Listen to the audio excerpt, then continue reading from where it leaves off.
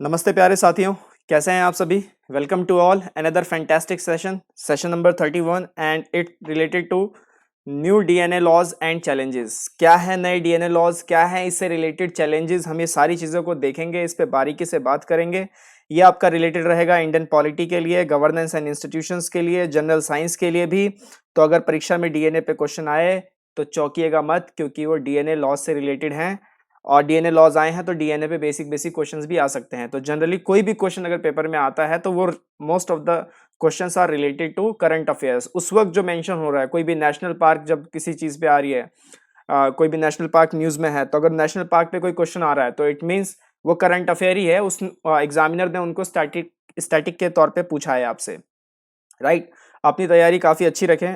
काम स्टार्ट करते हैं। आज का 5 बिंदुओं में कवर अप करेंगे सेशन को। पहला वर्ड्स ऑफ द डे, दूसरा डीएनए लॉज एंड चैलेंजेस, तीसरा न्यूज क्लिप, चौथा चार्ट ऑफ द डे और पांचवा क्वेश्चन ऑफ द डे। एक बहुत बेहतरीन क्वेश्चन आपके लिए मैं लेके आया हूं आज।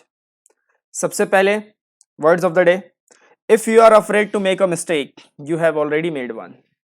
तो अगर आप डर रहे हैं गलतियां करने से तो आपने पहले ही ऑलरेडी ये गलती कर दी है, तो अपने आप को रोके नहीं। यहाँ पे एक चीज और ध्यान देने वाली बात है कि जो मिस्टेक कही गई है वो पॉजिटिव सेंस में कहा गया है, कोई भी ऐसा जानबूझ के किया गया मिस्टेक नहीं। पॉजिटिव सेंस में, जैसे कि आपको अगर पब्लिक स्पीकिंग के लिए बोला जा रहा है और आप में वो हुनर है लेकिन फिर भी आप डर रहे हैं, तो वो एक तरीके से मिस्टेक है। तो यहाँ पे मिस्टेक इस सेंस में बात की गई है, राइट। बहुत ही अच्छा कोट आप लिख सकते हैं अपने एसेज में या कहीं पे भी इसको यूज कर सकते हैं। तो बात करेंगे आज न्यू डीएनए लॉस पे। क्या है न्यू डीएनए लॉस? सबसे पहले डीएनए टेक्नोलॉजी। डीएनए को जानने से पहले सबसे पहले जानते हैं कि डीएनए होता क्या है। तो डीएनए की जो फुल फॉर्म है वो ये रही, आपके स्क्रीन पे लिखी हुई है, डीऑक्सीरिबो न्यूक्लिक एसिड। तो बहुत ही लार्ज मॉलिक्यूल होता है, बहुत सारे स्मॉलर यूनिट से मिलकर बनता है और वो स्मॉलर यूनिट्स को हम कहते हैं न्यूक्लियोटाइड्स। हर न्यूक्लियोटाइड के 3 पार्ट होते हैं, जिसमें शुगर होता है जिसे रिबोस कहते हैं, फॉस्फेट मॉलिक्यूल होता है और नाइट्रोजिनियस बेस होता है। इसके बाद जो नाइट्रोजिनियस बेस है वो पार्ट है किसका? न्यूक्लियोटाइड का। बिल्कुल सही बात है, जो जेनेटिक इंफॉर्मेशन कैरी करता है। इसमें जो बेसिस पाए जाते हैं वो 4 बेसिस पाए जाते हैं, जिसे हम ACGT कहते हैं, ATP, CTP, GTP या TTP। इस तरीके के पाए जाते हैं। ए से एंडेनाइन, साइटोसिन, ग्वेनाइन एंड थाइमिन।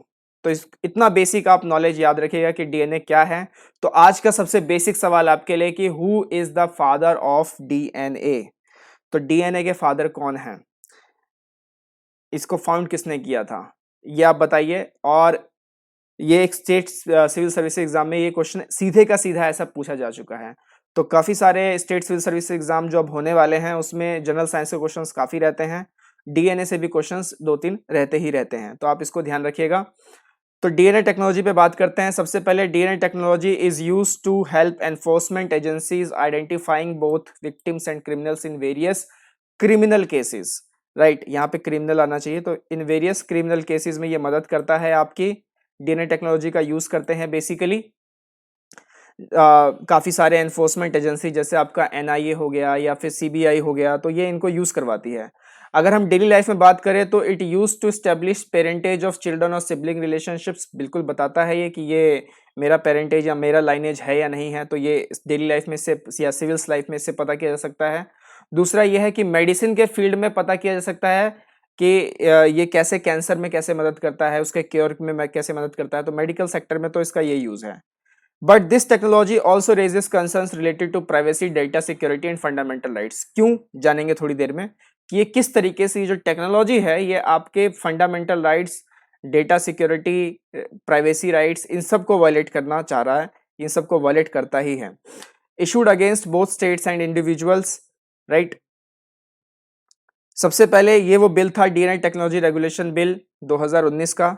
इस बिल में ये बोला गया कि जो डीएनए टेस्टिंग है वो हम अलाउ करेंगे in respect of matters listed in schedule to bill like IPC 1860। Criminal matters में तो हम करेंगे इंडियन पीनल कोड बेसिकली 1860। दूसरा सिविल राइट्स इशू में भी हम इसको लेके आएंगे। मतलब जो डेली लाइफ है उसमें भी हम इसको लेके आएंगे, डीएनए टेक्नोलॉजी को लेके आएंगे, उसकी टेस्टिंग करेंगे। तो ये सबसे बड़ा कंसर्न है कि आप ऐसा क्यों कर रहे हैं। क्रिमिनल केसेस तक तो सही था, लेकिन अगर आप उससे डेली लाइफ में लेके आएंगे तो वो काफी मतलब जो सिविलियंस है उनकी जो प्राइवेसी है, उनकी जो राइट्स है, उनको काफी वायलेट करेगी। उसमें वो काफी एक तरीके का प्रॉब्लम क्रिएट करेगी। उसके बाद authorities are required to obtain consent for collection of DNA in specific situations. Bill में ये भी कहा गया कि जो रिक्वायर्ड ऑथोरिटीज हैं वो कंसेंट लेंगे उनके डीएनए के कलेक्शन का स्पेसिफिक सिचुएशंस के अंदर में। Bill provides for establishment of national DNA data bank. ये एग्जाम के हिसाब से काफी इंपॉर्टेंट है कि नेशनल डीएनए डेटा बैंक बनाएंगे, रीजनल डीएनए डेटा बैंक बनाएंगे हर स्टेट के लिए या दो से ज्यादा स्टेट के लिए। उसके बाद एक डीएनए रेगुलेटरी बोर्ड भी होगा जिसके जो चेयरमैन होंगे या एक्स ऑफिशियो चेयरपर्सन होंगे वो डिपार्टमेंट ऑफ बायोटेक्नोलॉजी के सेक्रेटरी होंगे। साथ ही साथ जो डीएनए रेगुलेटरी बोर्ड है ये आपका डीएनए डेटा बैंक्स और डीएनए लेबोरेटरीज को सुपरवाइज करेगा। इसमें जो मेंबर्स है बोर्ड में, तो secretary of department of biotechnology is the ex officio chairperson. जो मेंबर हैं उसमें कुछ एमिनेंट पर्सनैलिटीज होंगे जिनको बायोलॉजिकल साइंसेज की नॉलेज है, और कुछ ऐसे होंगे जैसे कि director general of CBI, director general of NIA. तो इन तरीके की पर्सनैलिटी को भी इसके बोर्ड में शामिल किया गया है। Bill specifies penalties for various offences including disclosure of DNA information और using DNA sample without authorisation.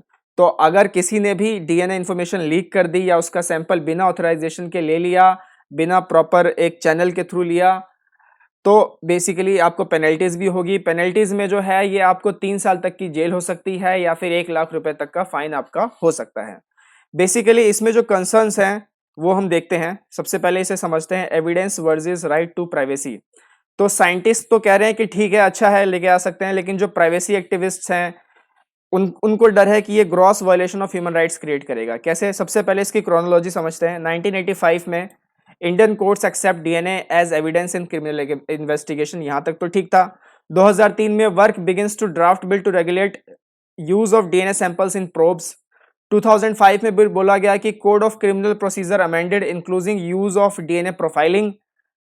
अब इसमें क्या हो रहा है कि जो एक्टिविस्ट को जो खतरा है वो ये है कि ये जो आप इसको सिविल्स मैटर में भी लेके आ रहे हो, सिविल्स राइट में भी आप इसको लेके आ रहे हो, तो इससे आप इसमें रेशियल और कम्युनल प्रोफाइलिंग कर सकते हैं, प्राइवेसी का हनन हो सकता है, लॉन्गर ट्रायल पीरियड हो सकते हैं। आज इस पे भी एक चार्ट में आपको दिखाऊंगा। एरेंट टेस्टिंग एंड कन्विक्शन हो सकता है। तो ये काफी सारे इसमें प्राइवेसी जो ये एक्टिविस्ट हैं उनका कंसर्न है। बेसिकली क्या है कि दूसरे देशों में क्या है, जैसे कि अगर हम बात करें यूएस में, तो यूएस में आपका कॉडिस होता है। कॉडिस क्या है? CODIS basically combined DNA index system, इसको आप याद रखिएगा। यूएसए में जो वहां पे जो इन्वेस्टिगेशन के लिए वो डीएनए सैंपलिंग का यूज करते हैं, डीएनए टेक्नोलॉजी का यूज करते हैं, उसे कहते हैं कोडिक्स, कोडिस। इसका मतलब है combination combined DNA index system, combined DNA index system. और प्लस में यूके में जो सिस्टम चलता है वो है national criminal intelligence of DNA, national criminal intelligence of DNA. तो ये दोनों जो सिस्टम है, एक यूएस में एक यूके में जो चल रहा है, ये सिर्फ और सिर्फ क्रिमिनल मैटर्स को इन्वॉल्व करता है, सिविलियन मैटर्स को ये लोग इन्वॉल्व नहीं करते। क्रिमिनल इन्वेस्टिगेशंस में हम इसका यूज कर सकते हैं डीएनए टेक्नोलॉजी का, सिविलियन मैटर्स में नहीं कर सकते। अब आप इसे सिविलियन मैटर्स में लेके आओगे तो इसमें बहुत सारे खतरे हैं। जो खतरे मैंने आपको बता दिए कि रेशियल या कम्युनल प्रोफाइलिंग की जा सकती है, प्राइवेसी का हनन किया जा सकता है। तो काफी कुछ इसमें एक लूप होल है, ऐसा काफियों का मानना है कि इस टेक्नोलॉजी बिल में काफी लूप होल्स अभी भी हैं, इसको सिविलियंस मैटर्स में नहीं लेके आना चाहिए। और ये पीआईबी की वो इन्फोग्राफिक है, इसको आप पढ़ लीजिएगा कि गवर्नमेंट क्यों लेके आना चाहती है इसे सिविलियंस के बेसिस पे। दूसरी बात क्या है कि अगर आप डेटा सैंपलिंग करोगे तो उसका फिर आपको डेटाबेस मैनेजमेंट भी करना होगा। अगर आप डेटाबेस मैनेजमेंट करोगे तो बिल ने ये इनमें से कुछ भी बात नहीं बताई है कि हम क्रिमिनल इन्वेस्टिगेशंस का डेटा अलग रखेंगे और सिविल्स इन्वेस्टिगेशन का डेटा अलग रखेंगे, सिविल्स मैटर्स का डेटा अलग रखेंगे। तो ऐसा बिल ने कुछ नहीं कहा, तो मतलब आप सिर्फ डेटा को मिक्स कर देंगे, तो ये भी एक बहुत बड़ा प्रॉब्लम खड़ी करेगा कि कैसे हम इसे फिर सुपरवाइज करें। तो ये सारी चीजें, और गवर्नमेंट इसको लेके क्यों आना चाहती है सिविल लाइफ में, क्योंकि missing persons, victims, offenders, under trials, unknown disease persons, इनको आइडेंटिफाई करने होंगे। क्योंकि क्राइम अगर होता है तो जरूरी थोड़ी ना कि वो हमेशा क्रिमिनल पर्सपेक्टिव से भी हो, सिविल पर्सपेक्टिव से भी तो हो जाता है, राइट। तो ऐसा गवर्नमेंट का कहना है, तो गवर्नमेंट का स्टैंड ये है। आई होप आपको ये सारा समझ में आ गया होगा कि डीएनए टेक्नोलॉजी रेगुलेशन बिल और ये इसके नए लॉज और उसके लूप होल्स क्या हैं। इसके बाद structure of DNA and RNA, बहुत अच्छा एक इन्फोग्राफिक है, आपके लिए देख लीजिएगा। बेसिकली डीएनए डबल स्ट्रैंडेड होता है और आरएनए सिंगल स्ट्रैंडेड होता है। जीन क्या होता है? जीन डीएनए के स्ट्रेच को कहते हैं जीन। ये आप देख रहे हैं, ये पूरा डीएनए है। तो इसका जो स्ट्रेच होता है, दिस दिस पार्ट, इससे मिलके ये जीन बनता है। तो बेसिकली बेसिक यूनिट होती है हेरिडिटी इन लिविंग ऑर्गेनिजम्स की। इसको पढ़ लीजिएगा आप, बहुत आसान है। न्यूज क्लिप आज की, first time in 45 years shots fired along LAC as troops foil China's bid to take a key height. बहुत ही गर्मा चुका है ये मुद्दा, आर्मी ने रिजेक्ट किया है पीएलए क्लेम्स को, राइट। और अब मॉस्को से बातचीत होने की तैयारी चल रही है दिल्ली बीजिंग के टेंशन को देखते हुए। मैंने आपको पहले भी कहा था, we are getting very late. बहुत पहले हमें कुछ कार्रवाई इस पे करनी चाहिए थी, लेकिन उस वक्त नहीं की गई। टॉक्स, पीस नेगोशिएशन से चले जा रहे थे, लेकिन अब मुद्दा काफी ये गर्मा चुका है और मेरे ख्याल से हद से बाहर, कंट्रोल से बाहर भी हो चुका है। इसके बाद ADB government in 500 million loan dollar pact for Delhi Meerut corridor. Basically ये जो आपके एग्जाम्स, बैंकिंग के एग्जाम्स होते हैं, उनमें ऐसे का ऐसा ही ये फिगर पूछ लिया जाता है कि एडीबी ने अभी दिल्ली मेरठ कॉरिडोर के लिए कितने का डील सैंक्शन किया है। तो आप उसको याद रखिएगा, अपकमिंग जो बैंकिंग एग्जाम्स है या जो आपके एसएससी एग्जाम्स हैं, इवन एमबीए के भी कुछ एग्जाम्स होते हैं, तो उनमें भी आपका ऐसे का ऐसा ही डेटा पूछा जा सकता है। तो इसको आप ध्यान में रखिएगा। चार्ट ऑफ द डे देखते हैं। मैंने आपको बताया था मैं आपके लिए एक अंडर ट्रायल पे भी एक चार्ट लेके आया हूं। अंडर ट्रायल्स की जो संख्या है, बेसिकली अंडर ट्रायल क्या होते हैं? अंडर ट्रायल वो होते हैं, under trial is an unconvicted prisoner who is on trial in a court of law. तो आप अनकन्विक्टेड है, आप पे कुछ अभी सुनवाई नहीं हुई है, आप अभी अंडर ट्रायल पे हैं, आपका केस अभी चल रहा है, आप पे कोई सुनवाई नहीं हुई है, मतलब आप इनोसेंट भी नहीं है, आप गिल्टी भी नहीं है, आपको बीच मझधार में छोड़ा हुआ है। तो इसके केसेस काफी ज्यादा राइज होते चले जा रहे हैं। आप ग्राफ देख सकते हैं कि अंडर ट्रायल प्रिजनर्स के केस कितने हैं और कन्विक्ट्स के केसेस कितने हैं। फिर पेंडिंग केसेस पाइल अप, 1 साल के केसेस कितने पाइल अप हैं, 3 साल के कितने हैं। तो बेसिकली 10 साल से ऊपर के केसेस 22 लाख केसेस हैं, तो बहुत बड़ा टाइम है। एजुकेशन क्या है? तो इलिटरेट का ये है, 10वीं क्लास वाले से नीचे की क्लास में ये परसेंटेज है, अराउंड 35% दिख रहा है आपको। उसके बाद 10वीं से ऊपर लेकिन ग्रेजुएट्स नहीं है तो 25% है। ग्रेजुएट्स के इतने हैं, टेक्नोलॉजी पोस्ट ग्रेजुएट्स। तो बेसिकली बहुत बुरी हालत है अंडर ट्रायल्स कन्विक्शन को लेके। काफी सालों साल तक बंदे, मतलब उसकी सजा भी अगर देखी जाए लॉ के हिसाब से तो साल भर की रहनी थी, और साल भर तो उसको वैसे ही रहते हो गया, कोई उसको सुनवाई भी नहीं मिली, और साल भर की सजा तो उसने काट ही ली वैसे भी। तो काफी मतलब लूप होल्स हैं। तो आज के लिए आपका दूसरा सवाल कि जो प्रिजन रिफॉर्म्स हैं उसको लेके कौन सी कमेटी बनाई गई थी, उस कमेटी का नाम मुझे बताइए। Please name the committee on prison reforms, right. आज के लिए आपका दूसरा सवाल। और आपका तीसरा सवाल आपके स्क्रीन पे ही है। Consider the following statements regarding difference between DNA and RNA. General science का ये क्वेश्चन है, पेपर में अगर आए तो टेंशन की बात नहीं है, क्योंकि डीएनए रिलेटेड चीजें भी चल रही हैं साथ साथ। पहला statement, DNA is double stranded molecule while RNA is single stranded molecule. दूसरा, DNA is responsible for storing genetic information while RNA transfers genetic code from nucleus to ribosomes to make proteins. कौन सा correct होगा? जल्दी बताइए, जल्दी बताइए। And the correct answer is C. दोनों ही सही जवाब हैं। मैंने आपको बताया था डीएनए डबल स्ट्रैंडेड मॉलिक्यूल्स होते हैं और आरएनए सिंगल स्ट्रैंडेड मॉलिक्यूल्स होते हैं। तो डीएनए की फुल फॉर्म तो मैंने आपको बता दी थी, डीऑक्सी न्यूक्लिक एसिड। तो आप मुझे आरएनए की फुल फॉर्म बताइए। What is the full form of RNA? RNA की फुल फॉर्म बताइए कमेंट थ्रेड में। आज का आपका चौथा सवाल। आज के लिए मेरे तरफ से इतना ही। अगर आपको हमारा एफर्ट पसंद आ रहा है तो एक दी हुए लिंक पे कंट्रीब्यूट करें।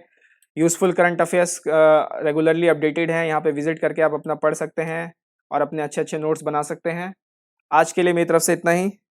टिल देन टेक केयर, नमस्ते, जय हिंद।